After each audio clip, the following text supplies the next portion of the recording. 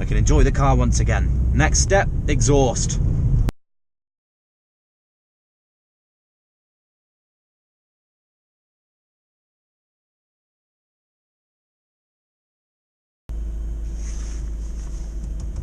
Hello all, welcome back to the channel and welcome back to the cockpit of the Evo. So an update since the last time we spoke. Basically the first thing that had to go was the head unit, the stereo, because the one that came in the car, obviously it being a Japanese import, it was completely Japanese. It was a Pioneer, but it was a sub-brand of Pioneer, and it seemed to be only in Japanese and you couldn't change the settings. Caronazella or something, can't remember the name, but that was the first thing that had to go because I couldn't deal with not playing my music or listening to the radio.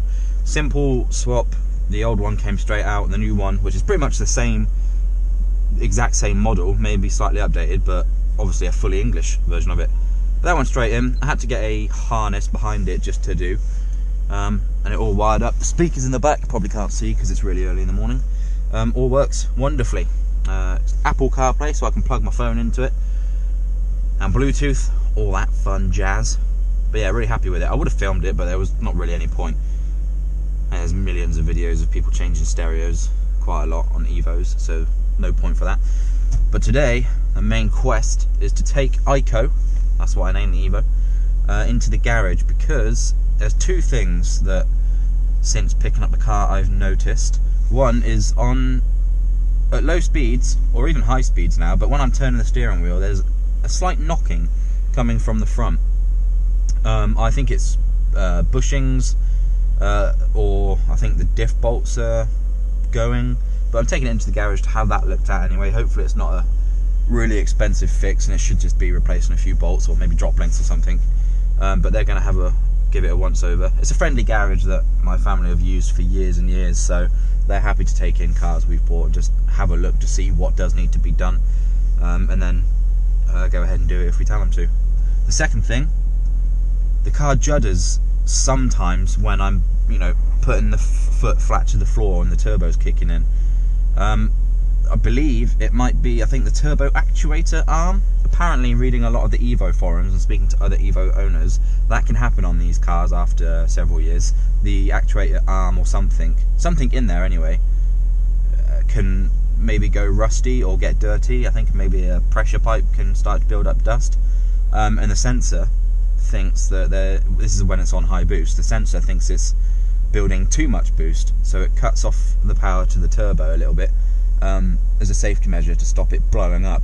I think that's what it might be, and hopefully, again, if they take a look at that and they can diagnose it, hopefully it's just the actuator arm, which you can pick up for 150 quid or whatever. So yeah, those two things, getting it checked out at the garage today.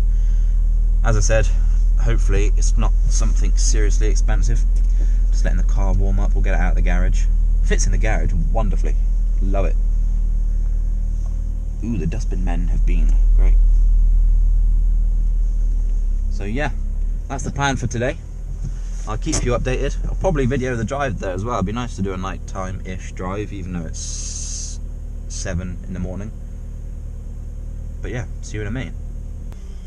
Let's turn the volume down a little bit. I don't want to get copyright slapped in the face by having some Fall Out Boy playing. Old classic Fall Out Boy. Ooh. Oh, I don't know if you could hear that. That was the knocking I was talking about.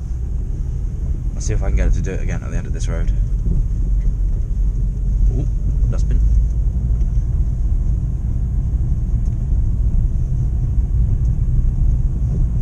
See if you can hear it. Ready?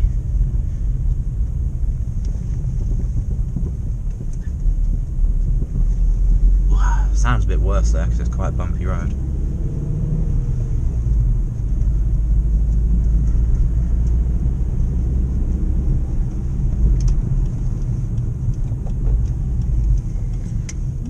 Busy today.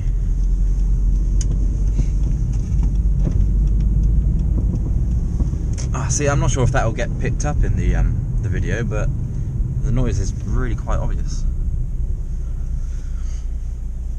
Oh, one good thing about this car is the heater gets hot so quick. Amazing on a cold daylight today. Love it. And the aircon works as well. As soon as you tap that button to put the aircon on, it goes nice and ice cold. Stay green. Stay green. Yes.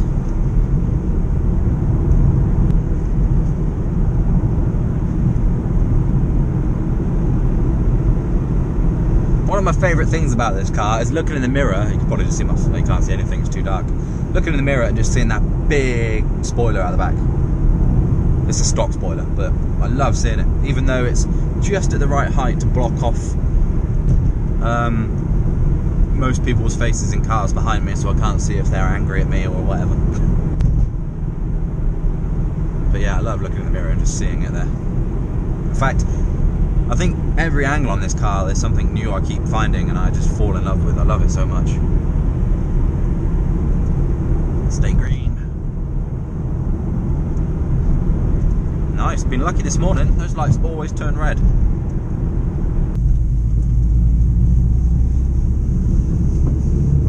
Just grips.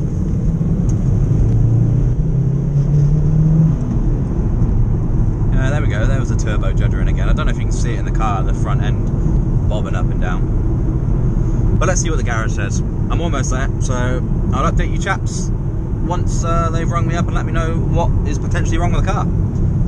Chaps and chapesses, sorry. I will see you later. So I just got off the phone with the garage. They rung me up to say the car is ready. They haven't really done much. All they did was tighten a few bolts or something. But that I should speak to Chris, the mechanic who actually worked on the car, when I get there. So I see that as going either one of two ways. So it's either fine, they just had to tighten up a few things on it, and maybe further down the line something needs doing, or it's something serious that they won't do today, but they'd need to order parts and book it back in. But I'll find out when I get there. They'll walk me through it. So my lift is going to get here in about an hour's time. And then we'll go collect the car, see what they say. Fingers crossed, it's nothing too serious, so we will see.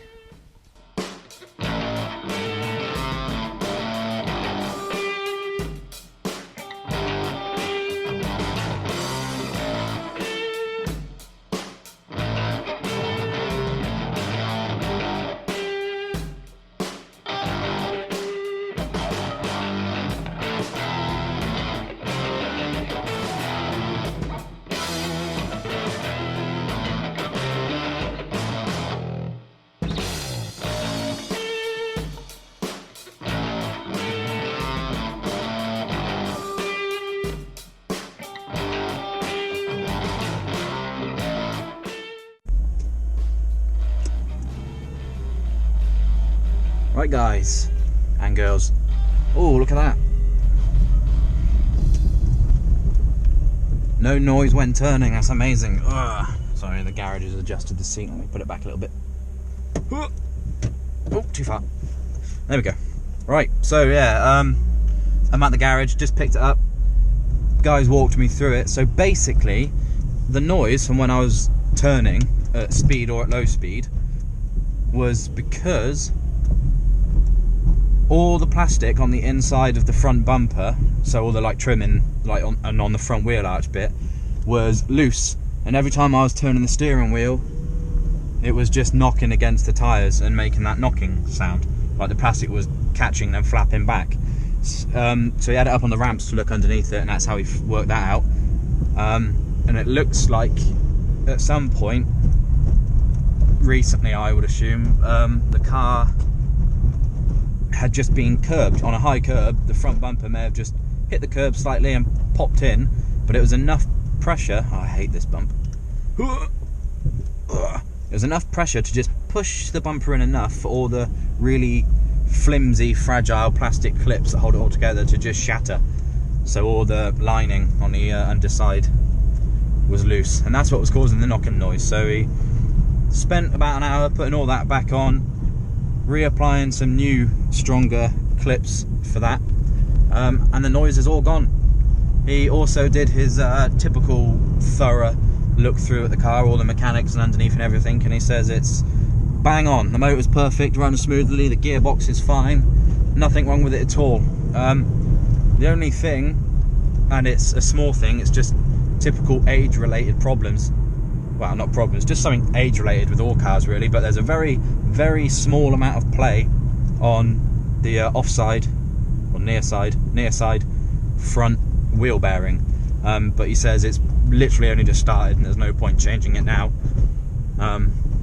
It's nothing too serious, so go back when it starts to get really problematic.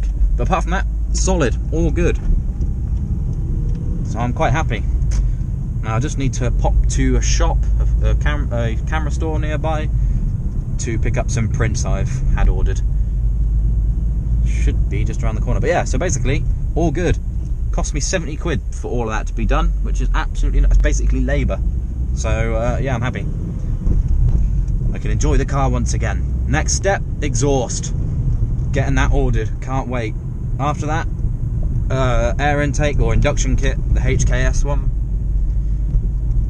Once I've got the exhaust on and the induction kit, then it will be in a position that I can take it to Indigo GT in South Wales, who are a Mitsubishi tuning specialist, and they do a stage 1 map for 600 quid, £599, which includes an uprated fuel pump, 3-port boost solenoid they install, and then a stage 1 map. And I spoke to them and they said if I have the induction kit and the exhaust put on, based on the sort of specifics of the map I want, they reckon they can get it to put out about 380 plus brake horsepower, which will be awesome. And my insurance doesn't charge me for having mods and maps, which is another absolute plus point. And then after that, I'm not sure what I'll be doing. Probably trying to get the paint restored in certain places, and then maybe a wrap. I'm not sure. But the shop to pick up my prints is just here. So yeah, to summarise, car's awesome, and I'll see you in the next video.